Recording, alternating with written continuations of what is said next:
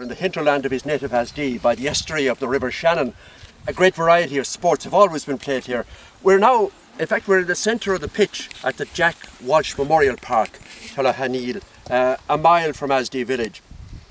In a Kerry football career from 1984 to 89 with Mick O'Dwyer's legendary side, winning 3 All-Ireland medals, trained Clare and now manager-trainer of his native Asdee team. John Kennedy, the origins of Gaelic football in Asdee go back to the beginning of the 1900s, and games weren't confined to the locality.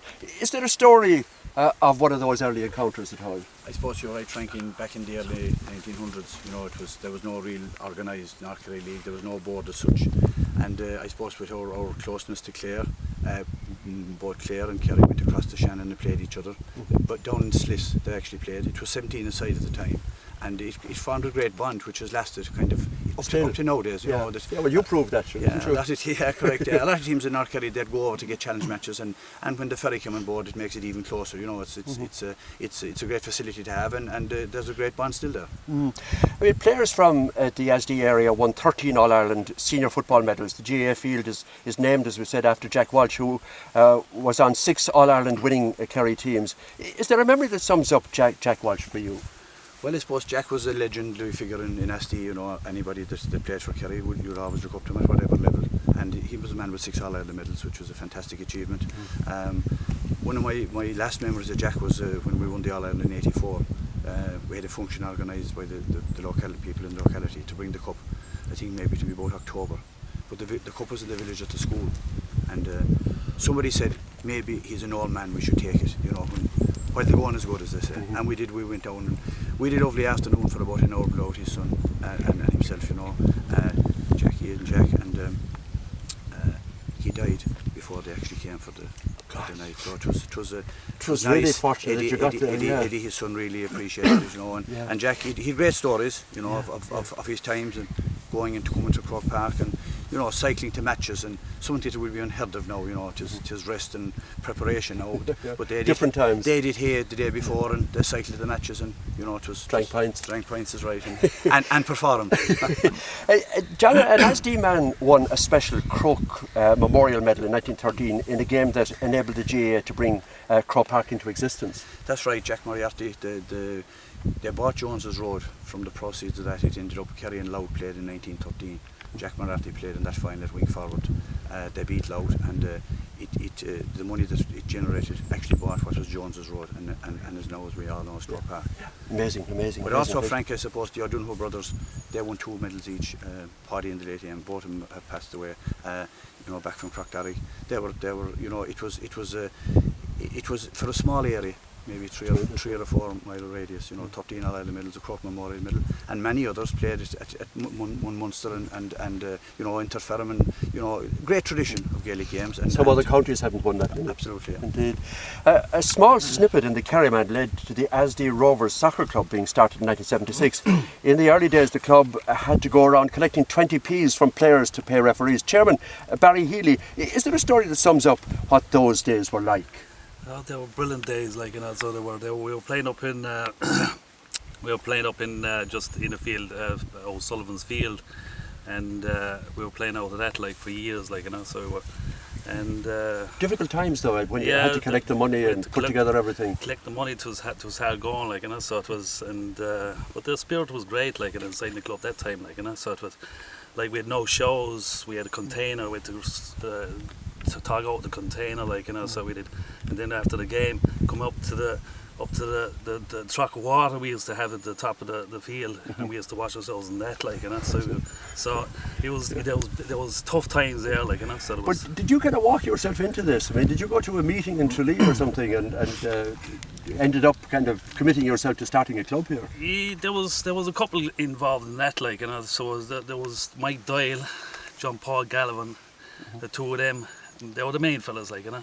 So they went in. Jack Hennessy, Mike Rice. They went in. They had a meeting back in the KDL, and that's how it formed. That's how it started. Well, just like this magnificent field with its own lighting and everything, you now have 2 pitches as well, and you're doing well in the.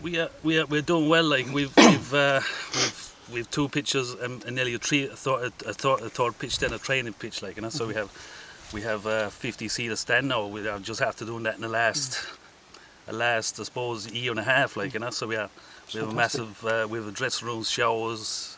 Not like years ago we used to go to the track. They have brilliant facilities now, like, you know. So they It's have wonderful. Yeah. Asdee native who has played handball all his life and who in the late 1970s was described as unbeatable. Now at 57, I hope I'm not giving a secret away. Pat Lacey, the handball alley in Asdee village was once a very important part of the community, the place to be on a long summer's evening. Is there a memory that stands out? Oh yeah, handball. There's a great tradition of handball in Asdee, and there was 2 handball alleys in Asdee at one stage, one at the back of the hall and the other one down by the bridge, and people used to meet there every evening, maybe 20 or 30 people, and play handball, squash, racquetball, whatever, maybe even a bit of soccer, everything. And what sort of length of time would you play for on average? Depends. Well, when I was a young lad going back there, you'd be lucky to get a game. You could be waiting 3 or 4 hours. The alley was so busy and there were so many playing it. Gosh. The game could go on for an hour or 2 hours maybe. Depending on how good. Do you remember the toughest game you ever had? Yeah, I used to play Mike Moore. He was my doubles partner, and he was very hard to beat. We might play 3 or 4 or 5 games, and he'd definitely win 2 or 3 out of those 4 or 5. So it was split though. It was between the two. It was split, yeah. And you had Mike Dial, who was very good, and there used to be a doubles game there. It sticks out in my mind. John Welch at the shop. Jack Hennessy, Mike Dial and Mike Rice, they were very talented players, and I sort of looked up to them and tried to be as good as them, you know. Renovated in 1950 with the help of Father Joseph O'Connor of Asdee and Buffalo, United States, excuse me, an uncle of the late Finbar Slattery of horse racing fame. Finbar said it was the duty of the community to preserve the alley and pass it on in a bigger and better state. Again in 1971 with the help of Father Albert Gilhooly of Asdee in Australia. Pat Lacey, is there one memory of the alley here that you'll never forget? Well, meeting Finbar Slattery in Killarney, I don't remember the game, I was too young, but he said they had 3 championship matches, 3 years in a row in Asdee to find out who was the best players. And Finbar got to 3 finals. He got beat in the 3 of them. Oh, yeah. And my uncle Richie Lyons beat him in the first 2, and Eddie Welch from the post office in Asdee beat him in the 3rd one. So, yeah. So some going. Yeah. Handball is a game that you can play right into senior years. Oh yeah. But you're not suggesting that you're close to anything like that. Well, Sean Keefe, Donny Keefe's uncle, he won an All-Ireland at the age of 60, and he won 3 All-Irelands and he won a double All-Ireland. So he won at 63, like, you know. Gosh. And you're still very much active yourself. Yeah, myself and my son are playing at the moment, but we've no alley now in Asdee, and we're training out of Ballymckelliget, and we played there last weekend now in the Irish Open Handball Championship in Hospital in Limerick, and I finished in the top 3 in AM and was about 5th in it. So there was over 600 entries. So it was a huge competition. They were there from all over Ireland, Europe, America. John Kennedy, I mean, Asdee native Sean Coughlin was the Conhulan of the 1930s and 40s. His Irish press match reports were read throughout the country. That's right, yeah. He was born in Asdee in Crockdarragh and never went beyond primary school, and you know, I suppose was very involved in the Gaelic League, and he started with the Kerryman and was eventually editor in the sports of the Irish Times, wrote under the green flag. He also covered coursing, I think, didn't he? He covered coursing, that's right, and I believe he was the first manager of Shelbourne Park when it opened. In the 1950s. So a man with a great history and great tradition as well, you know, and was well respected as a writer. He was a member of the Gaelic League, and he was involved in Republican activities as well. Yeah, he was a Republican, and during a term in jail he actually organised Irish classes and did a lot of work while he was inside, and you know, he died at a young age, 53. But a tremendous nationalist and a tremendous Asdee. Asdee guitarists and singers Jimmy Quinn and John Paul Galvin sing The Cliffs of Jeannine, written by Jack McAuliffe from Lixnaw, about the cliffs nearest to Asdee around Jeannine Point near Bale.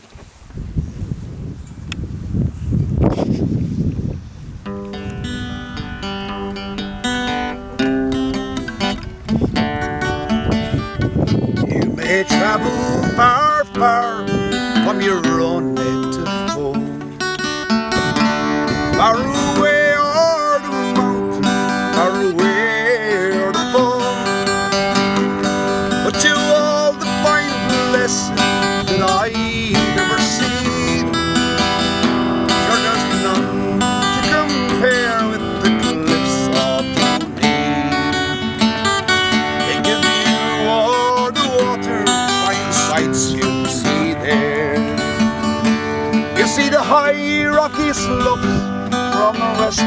Coast of Clare, all the towns of Kilrush and Kilkee can be seen from the high rocky slopes round the cliffs of Dooney. It's a nice place to be on a fine summer's day,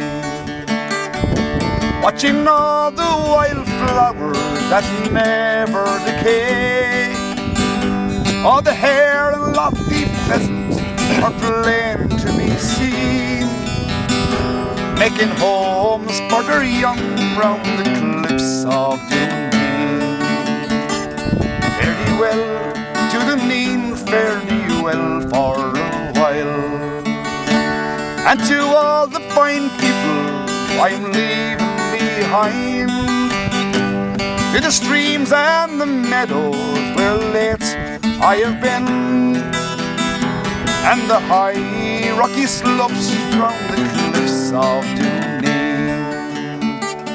There's a village not far from the sweet Shannon shore, where the people are hearty and proud of their lore. There's a door always open and welcome you'll be, in a place we call home, the village of Asdee. You may travel far, far from your own native home. Fantastic.